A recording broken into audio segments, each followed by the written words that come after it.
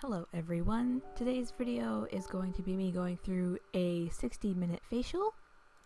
Today's client is my mother, so thank you to her for letting me film the entire treatment. All the products I'm going to be using on her today are from Dermalogica, as that is what I use at school. I'm starting off with their pre-cleanse, which is an oil-based cleanser that removes all excess dirt and oil and any makeup you might be wearing. Of course, I already knew that she wasn't going to be wearing makeup when she came in.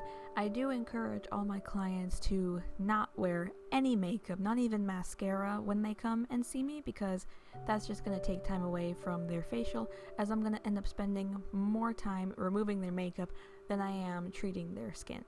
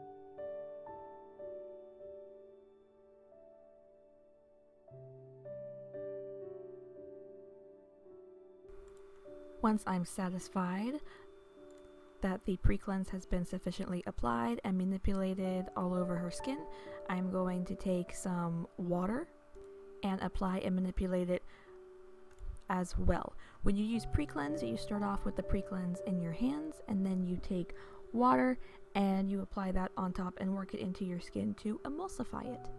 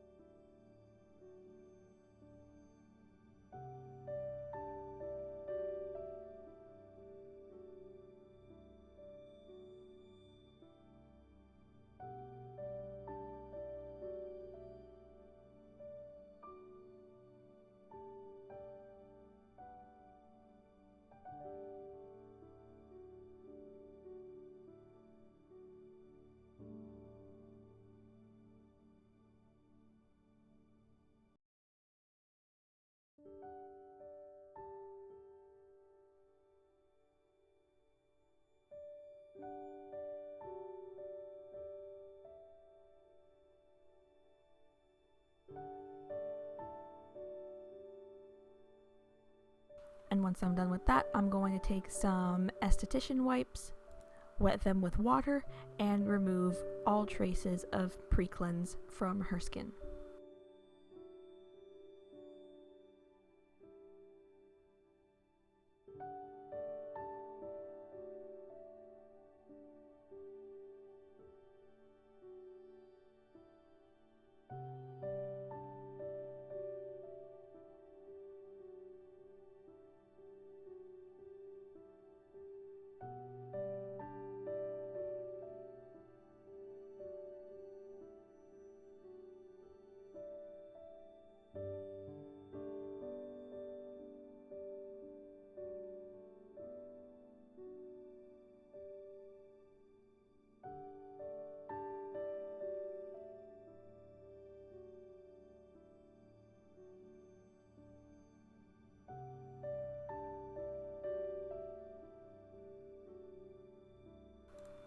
Now, my mother is not a first-time client. If she was, this is the part where I would do the skin analysis. But because I'm already so familiar with her skin, as she was my model for almost all of my test outs, I'm going straight in with Dermalogica's Ultra Calming Cleanser because she has sensitive skin and rosacea. With the second cleansers, such as the Ultra Calming Cleanser, I take some and put it in my hand. I don't need much at all. Usually a pea-sized amount of cleanser will work just fine. And I squeeze some water into my hand already and rub those together. You don't have to apply one and then water like you do with the pre-cleanse. You can just go ahead and straight up mix the cleanser with the water in your hand. And then I'm going to apply and manipulate that until I am satisfied. The purpose of a second cleanse is to treat your skin's specific needs. So my mother has sensitive skin and rosacea, so I picked the Ultra Calming Cleanser, which is meant for sensitive skin.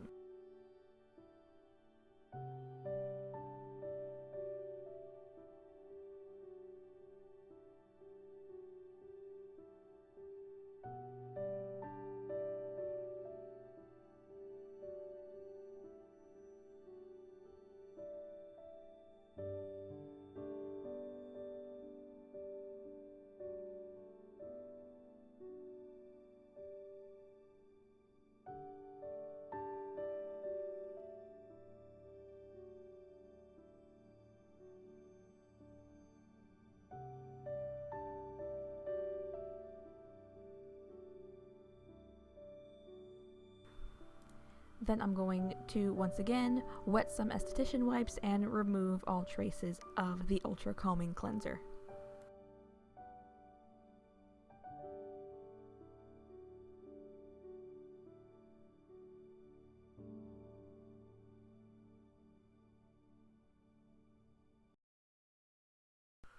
Once I'm sure that all the Ultra Calming Cleanser is off, I'm going to perform a quick skin analysis. So I drag the mag lamp over, and the mag lamp is just a magnifying glass with a light around it, so I can properly examine her skin up close and personal, while also touching her skin and feeling for anything abnormal. Nothing has changed in her skin. Everything looks the same, so now I'm going to move on to exfoliation. For exfoliation, I am using the Daily Microfoliant. This is a super gentle exfoliant that you can use daily if you want. However, since my mom has rosacea, I would not recommend her to use this every day. I would just stick to once or twice a week. Again, I don't need much of this at all, and if you go out and buy this yourself, you won't need much either, just a little pea-sized amount. Mix it with water until it's all fluffy. The way my instructor explained the consistency needs to be is once it's all fluffed up and foamy, it should pass the Dairy Queen blizzard test. You know where when you go to Dairy Queen you get a blizzard and they flip it upside down and it doesn't plop out of the cup? The Daily Micro should be like that. Once it's all fluffed up properly, it should not spill off the brush or your hands once you hold your brush or your hand upside down. So I'm going to apply that with a fan brush all over her face, and then I'm going to gently rub it into her. To remove the Daily Micro, I use a hot towel and I let it sit on her face for a couple seconds, and then I will remove it, and then I will go back in with some SD wipes and wet those and remove it, as the Daily Micro can be hard to get all those little tiny little beads off.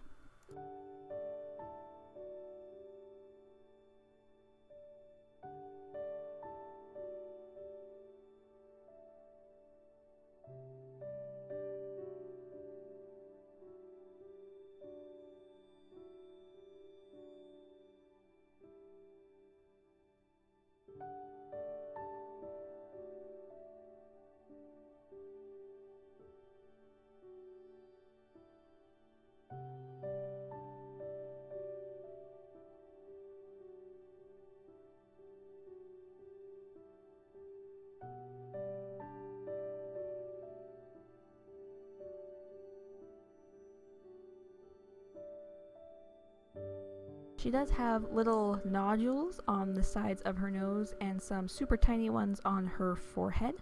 Normally to treat those, I would use the sparking high frequency, but last time I tried that and she did not like it at all, so this time I'm just going with generalized high frequency using the mushroom probe. High frequency is one of the electric modalities of a facial. The sparking and the generalized high frequency use argon.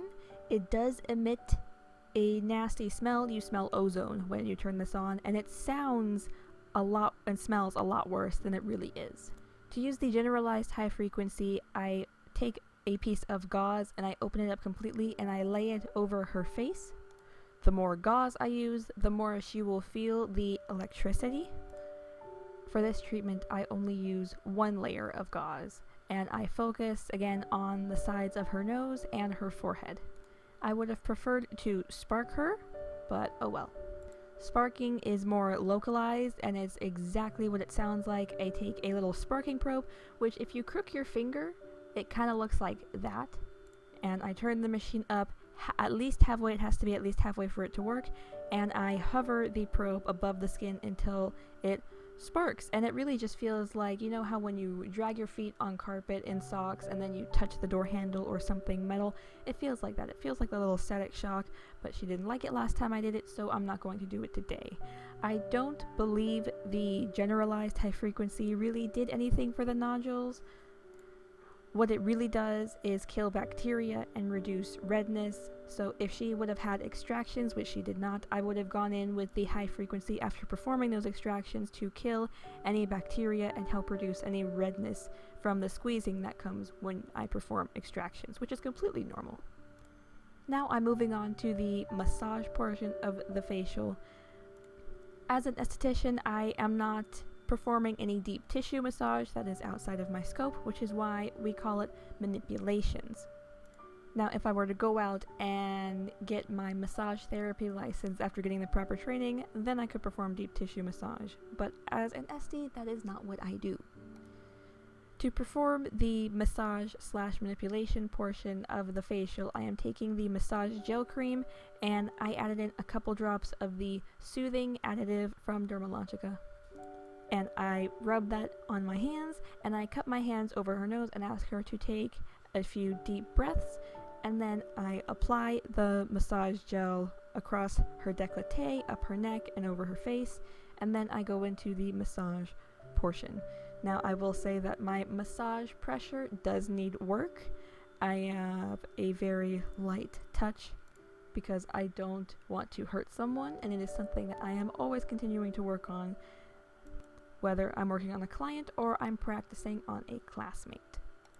And because there were no extractions to perform today, I get to spend a longer amount of time on the massage portion than I normally would.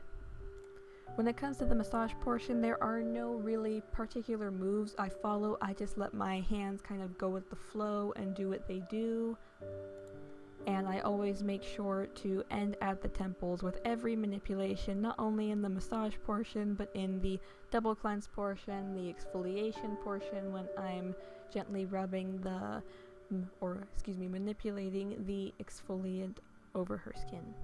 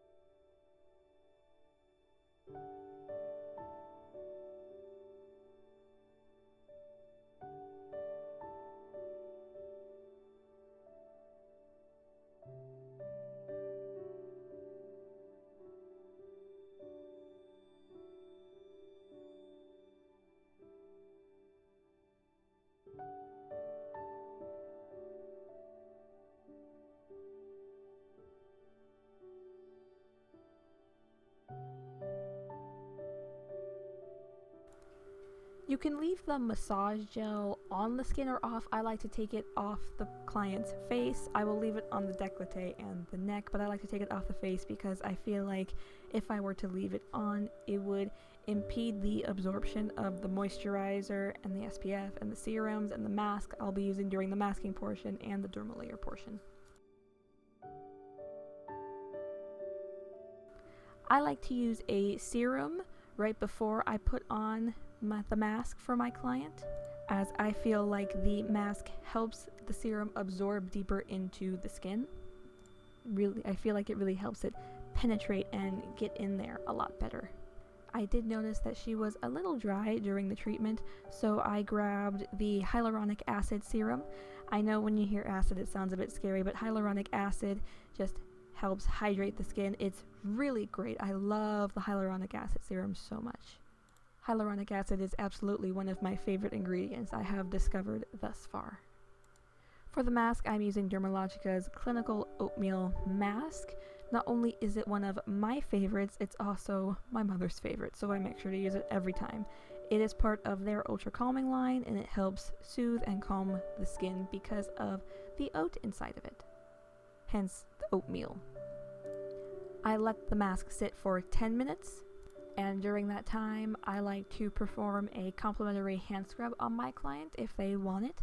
So I will make sure they sanitize their hands, and I will sanitize mine at the same time since the hand sanitizer is right there. And I will take some hand scrub and mix it with some lotion, and I will massage their hands with it. And then to remove it, I just use a hot steam towel.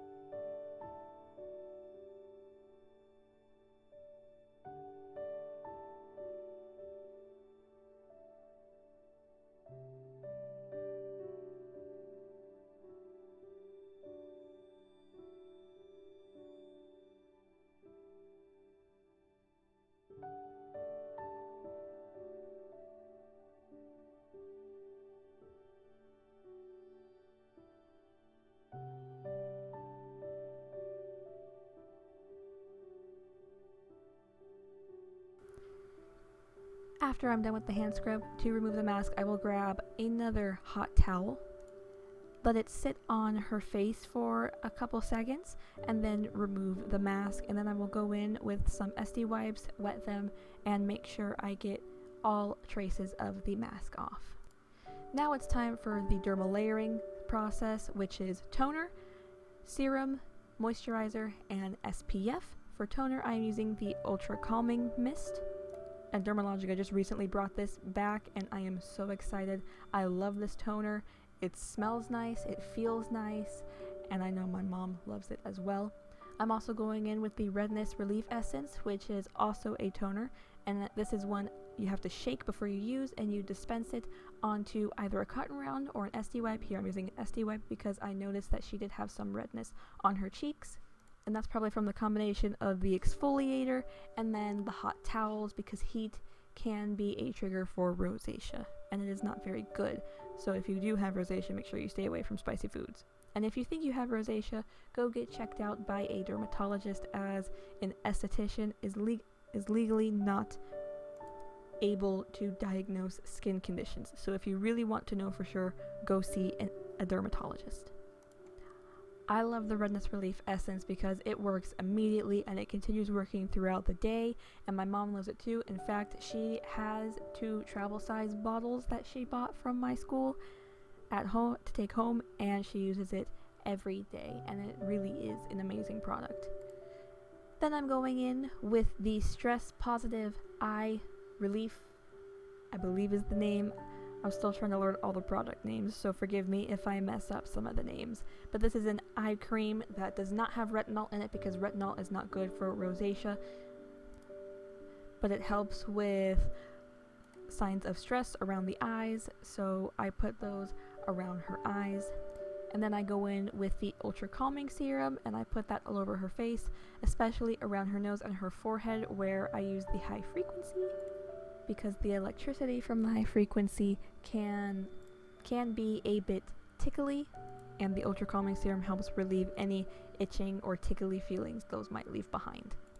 Then I go in with the Calm Water Gel Moisturizer, and I did not feel like that was enough for her skin today, so I went back in with the Skin Smoothing Cream and mixed it with the Solar Defense Booster and a couple drops of the Barrier Defense Booster. The Barrier Defense Booster is a serum I like to mix in my moisturizer and SPF for all my clients. I feel like it's something they really need as it helps repair and protect the skin's barrier function. The Solar Defense Booster is literally just an SPF. You can put that on by itself, or you can mix it in with your moisturizer for an added boost of SPF, which is what I like to do. And the Skin Smoothing Cream is just a normal moisturizer. And finally, I go in with Barrier Repair, which could also be used as a moisturizer. I use it at the end for all my clients as an occlusive barrier. An occlusive barrier is something that keeps things out. So for example, if you were to get waxed, all those follicles are now like open wounds, so you treat them like an open wound and you put Barrier Repair on top of that to keep bacteria and all those nasty little things out. I put it after the SPF because if I were to put the SPF on after the Barrier Repair, the SPF would not penetrate into their skin. And that's it for this treatment. So thank you for watching. Like, comment, and subscribe. Hit the notification bell if you want to see more esthetician stuff like this. I plan to post more things like this in the future. Make sure you check me out on my Instagram and Facebook. All of that will be linked down in the description below. I post a lot more often on my Instagram and my Facebook. I've just started learning lash extensions, and I'm really looking forward to continuing with that, and I'm really enjoying myself. And I'm halfway through my schooling already. So if you want to watch me finish that journey in school, then make sure you go follow me there.